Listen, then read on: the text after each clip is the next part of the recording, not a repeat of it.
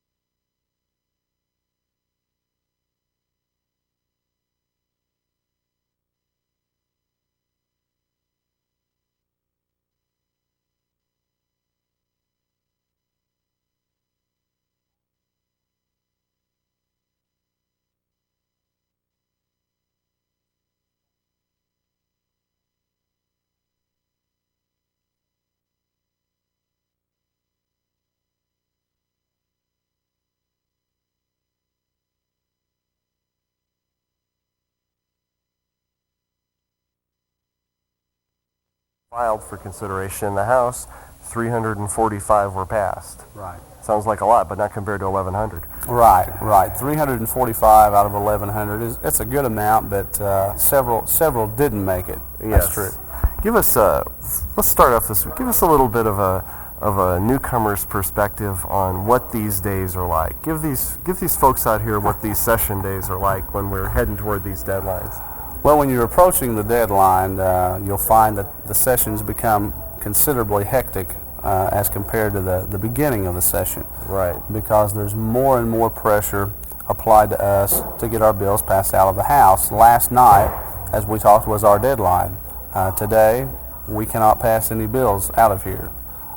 So last night we had a number of bills on the calendar. Of course, the authors of those bills, those that are left, are very, very anxious. They want those bills to be heard. They want them passed. So that's what we were in the process of doing last night. We were here till 12 o'clock. Mm-hmm. We went to the very, very end of our time, and we passed a considerable number of bills last night.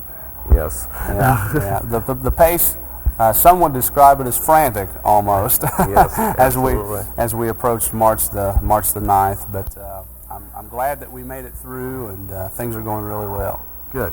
What I'd like to do this week is give you some idea of the highlights of the first half of the session, and it's almost inescapable that we can't talk about a highlight without mentioning the budget, which has already passed out of the House and gone to the Senate.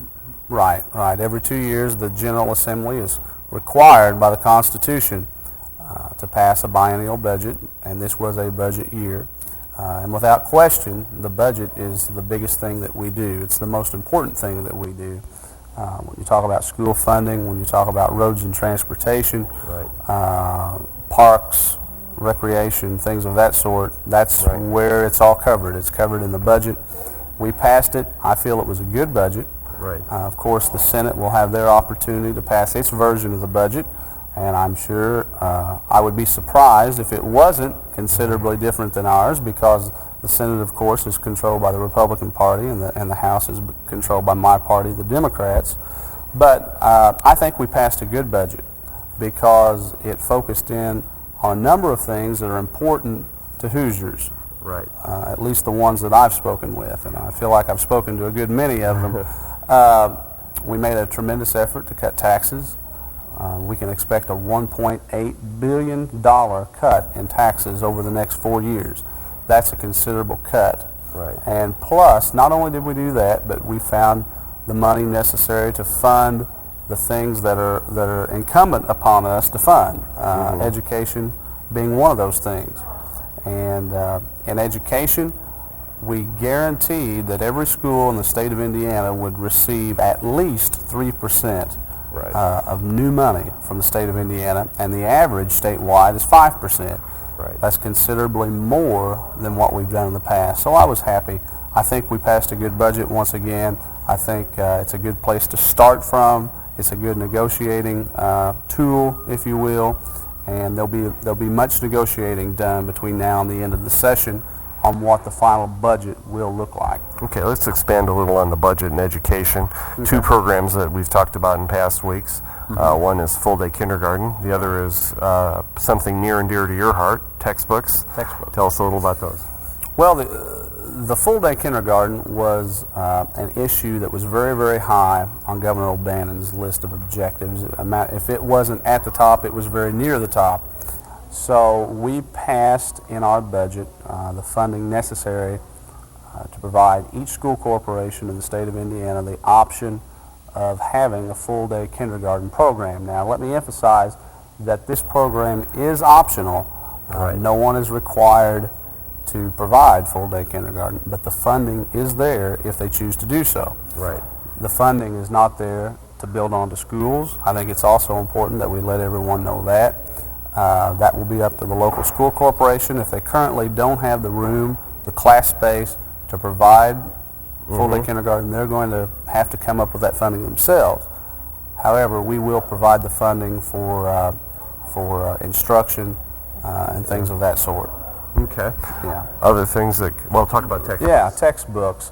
The textbooks issue was an important one to me. I campaigned on textbooks. Indiana was one of only 2 states in the entire nation that didn't make some sort of effort to provide textbooks to all of our students.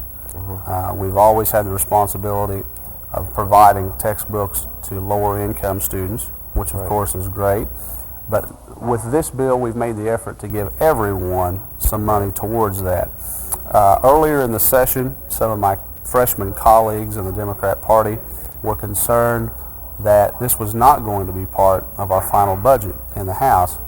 So we drafted a letter to the Speaker, to Pat Bauer, the Chairman of the Ways and Means Committee, where the budget is put together, and we sent a letter to the Governor as well, just expressing our interest in the fact that textbooks should be funded, and I'm glad to say that they made it into the budget.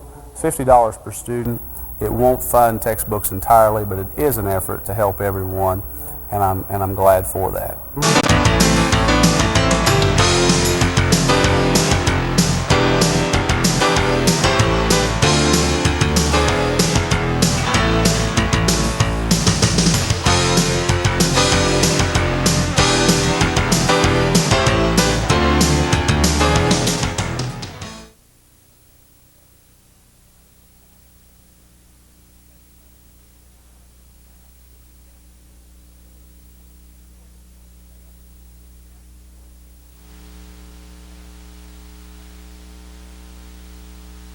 Yep. Welcome back to 27 Minutes. Wednesday, of course, was St. Patrick's Day. Tony Frick went searching for some Irish history at Dale's Lincoln Heritage Library this week and took in some underground culture as well. So I'd like you to join me in welcoming Ladies Godiva to Dale, Indiana. A wee bit of Irish culture was introduced with more than just books and visuals on display at Dale's Lincoln Heritage Library, while the coffee may have been Swiss strudel and the dessert a tasty and rich cheesecake. Friends of the library were also serving a few Celtic tunes in their underground coffee house.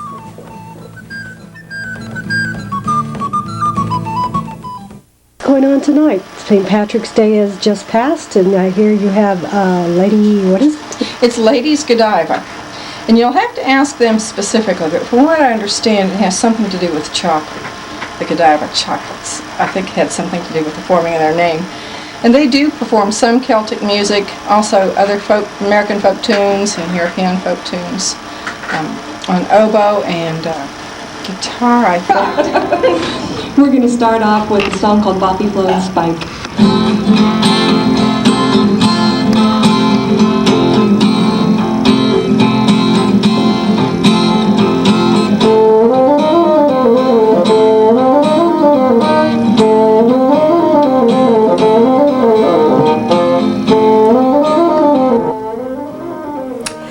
The sweet sound of music originating by way of Canada, Wales, France, England, and of course Ireland was strummed, sung, and whistled as library guests sipped and treated themselves to coffee house sweets.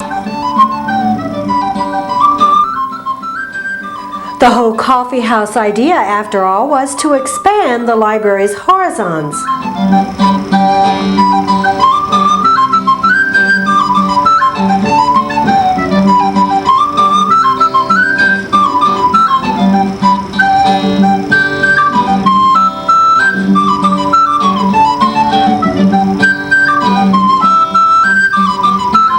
Looking for what kinds of things can we do, both to bring people into the library, to have sort of an outreach effect.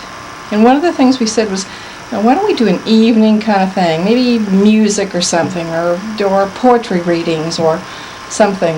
And it kind of evolved into, we could have desserts and flavored coffees, and it'd be really neat. And what we ended up doing then was just starting this whole musical series.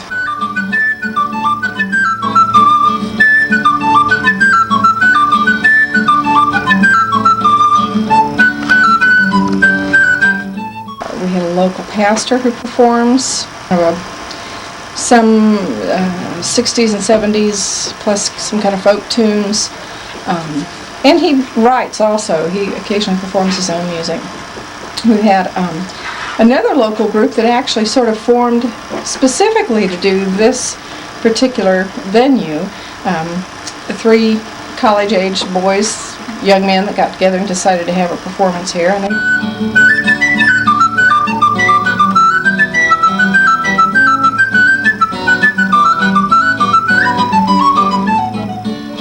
How did you come across the name Underground Coffee House? It was just one of those quirky little things that happens in a board meeting. We were just tossing around ideas, and one of them said, I know, let's make it the Undergrounds. Get it? Coffee? We thought, that's perfect. And we sort of also evolved this cellar bookstore. We had an ongoing fundraising program where patrons or local community members can come in and purchase used books any day, whenever the library's open. So the cellar bookstore is right outside the Undergrounds area. And what we do for this program, the tables and chairs are all set up in a cafe-like setting in the hallway out here.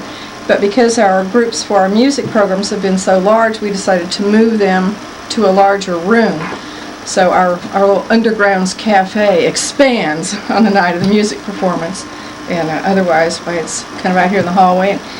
And we encourage people to come in and sit down, bring a bag lunch, get a coffee table book or a newspaper, and spend their lunch hour, or even Tuesday and Thursday evenings when we're open, they can come in and read. Children's libraries. I found it in the Tell City Library years ago. Books were not forgotten among the musical notes, and the ladies Godiva shared their musical gifts and talents, which had grown out of love for folk music in one case and a love for classical music in the other. We have a whole list of projects that we'd like to do.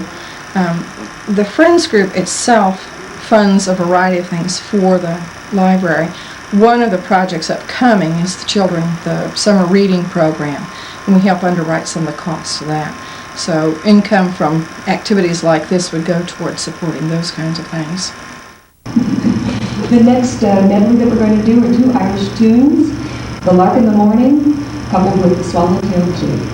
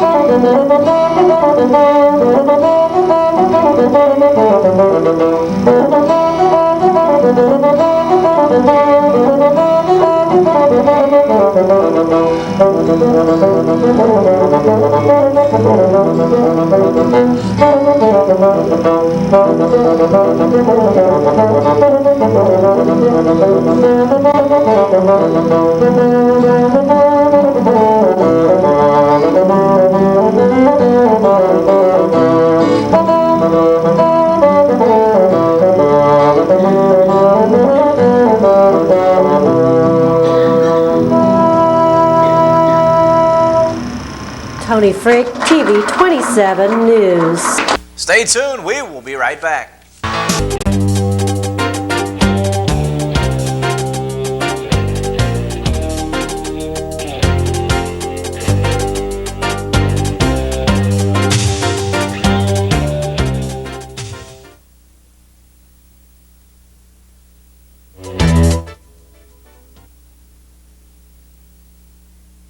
Yep. It's now time for today's homeowner, brought to you by Crimp Lumber Company in Jasper. As a homeowner, it's much easier nowadays to maintain your yard with good proper equipment like this lawnmower. But when you're fueling these machines, you need to be real careful. You know, spilled gasoline can be a problem to your yard as far as damage, also to your machinery, and of course it's not very good for the environment. Now here's a few tips to prevent these potential problems. To prevent spilling the fuel, use a funnel or a can with a non-spill nozzle. Also tighten the gas caps to prevent any kind of evaporation. When transporting or storing the fuel, do it the right way, out of the direct sunlight, and tightly close the vent holes in your gas can. You can also lower the harmful emissions from a power tool by maintaining the engine properly. Also, on your lawnmower, keep your blades sharp and the decks of the lawnmower clean. This really helps your engine to run more efficiently and emit fewer pollutants. Another tip, only fill your gas tank 2/3 of the way full. This will allow some room for expansion and help prevent spillage. Both Purdue and Kentucky are still alive in the NCAA basketball tournament as teams make their push for the Final Four next week down in Florida. And here are some of the great plays in this year's tournament so far. Former Indiana star Steve Alford is making quite an impact as the coach of Southwest Missouri State. Watch this effort by the Bears' Ken Stringer on a three-point shot against Tennessee. Stringer never saw the shot go in. He never saw it go in because he was flat on his back. Too bad it's the shot of the week. Southwest Missouri State stunned Tennessee 81-51, the largest margin of victory in tournament history by a number 12 seed over a number 4 seed. The most unusual shot of the week is credited to Duke freshman Corey Maggette. Maggette drives to the baseline against Tulsa, puts up a shot which is deflected by Tulsa. The ball goes off the top of the backboard and, you guessed it, nothing but net. A most unusual shot. It's easy to see why UConn is one of the best teams in the nation. They have great athletic ability. New Mexico's John Robinson is going for an easy layup. Not so fast, Mr. Robinson. Richard Hamilton comes flying through the air with a block of the week. He flips the ball to his teammate, and the layup is made at the other end of the floor. Many basketball fans think Andre Miller of Utah might be the best player in college basketball this year. He's one of the finalists for the John Wooden Award. Now watch the quick hands of Miller as he plays pickpocket with Antonio Harvey of Arkansas State. A classic steal. Miller knocks the ball away with his left hand, picks it up with his right. Andre Miller cashes in on this Brinks heist with an easy deuce. Want to see the type of hustle play that makes college basketball so exciting? Watch this play between Creighton and Maryland. Creighton with the ball, stolen by Maryland's Steve Francis. Francis, a perfect pass to his trailer, LaRon Prophet, but look at this block by Creighton's Rodney Buford. Unfortunately for Buford, he blocks it right to Danny Miller. Miller a touch pass to Steve Francis for the layup. The Hustle Award goes to both teams, Creighton and Maryland. The most dramatic shot of the week was a game winner that occurred in a shootout between Purdue and Texas. Purdue leading 54-51, only 25 seconds left. William Clay of Texas ties the game with this huge three. Now the Boilermakers' Tony Mayfield races into forecourt down the lane, sets the screen. Cameron Stevens buries the shot. Purdue upsets Texas 56-54 with the dramatic shot of the week. The best assist of the week was one of the most exciting assists of the entire year. Chris Walker of Arkansas misses on a tray. The long rebound comes off to Dean Oliver of Iowa. Now watch this pass by Oliver. One hand, behind the back, the length of the floor to Jeff Settles. Easily the most spectacular assist of the week. Good luck to the Boilers and Kentucky Wildcats tonight. We will have more 27 minutes next week, but for this week, have a great